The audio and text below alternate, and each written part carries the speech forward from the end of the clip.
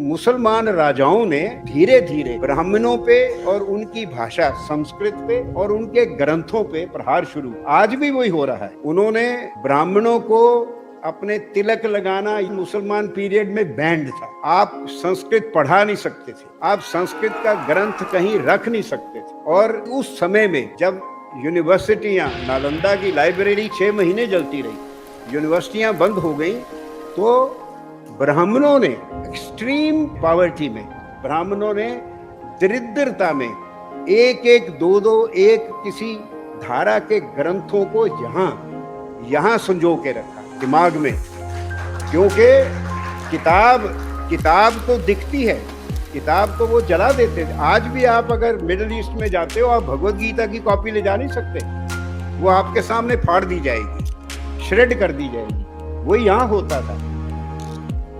जो पंडित परंपरा थी, हर गांव में पंडित था, वो टीचर भी था, वैद्य भी था और सलाह देने वाला साइकेट्रिस्ट भी था। वो पंडित जो ब्राह्मण थे, वो moral examples, social role models and intellectual leaders थे सोसाइटी के। They organize the resistance and that is why wherever the Muslim armies, they captured even a small town, they did 4 things one after the other.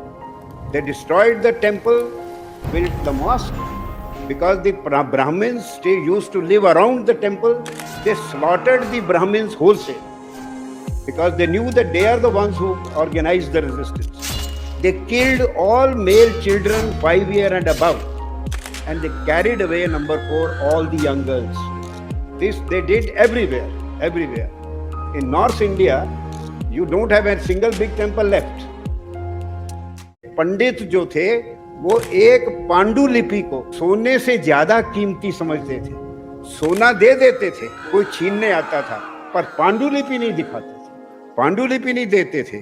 पर उनकी इतनी दरिद्रता हो गई कि पंडिताइनों ने पांडुलिपियों की लकड़ियों से चूल्हा जलाना शुरू किया।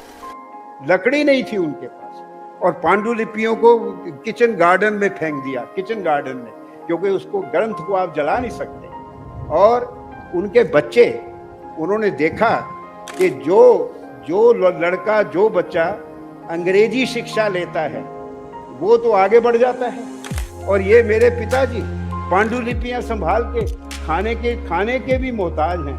तो उनके बच्चों ने संस्कृत भाषा पढ़ना, वेदों का अध्ययन और ये सब, और पुरोहितगिरी सब बंद कर दिया।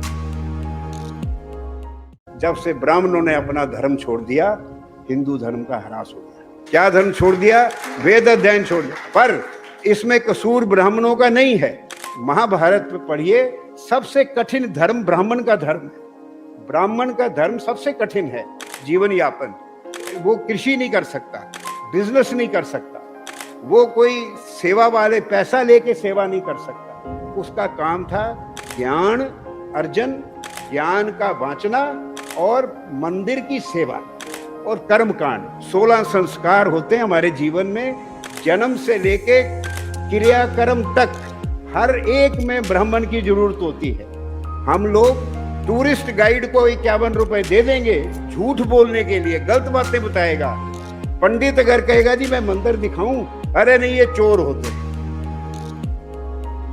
हिंदू कौम पैसे की पीर हो गई है और पैसे के लिए कुछ भी करने को तैयार है, और इसीलिए हमने अपना धर्म ही छोड़ दिया। गौ, ब्राह्मण, तिलक, जनेऊ की रक्षा कौन करता है?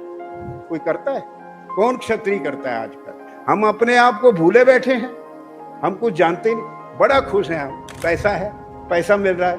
मैकॉले ने चिट्ठी लिखी अपने फादर को 36 में कि हमारे स्कूल बहुत अच्छा काम कर रहे हैं। जो भी हिंदू स्कूल में पढ़ता है उसके लिए अपने धर्म का सम्मान रहता ही नहीं, वो अपने धर्म को भूल जाता है।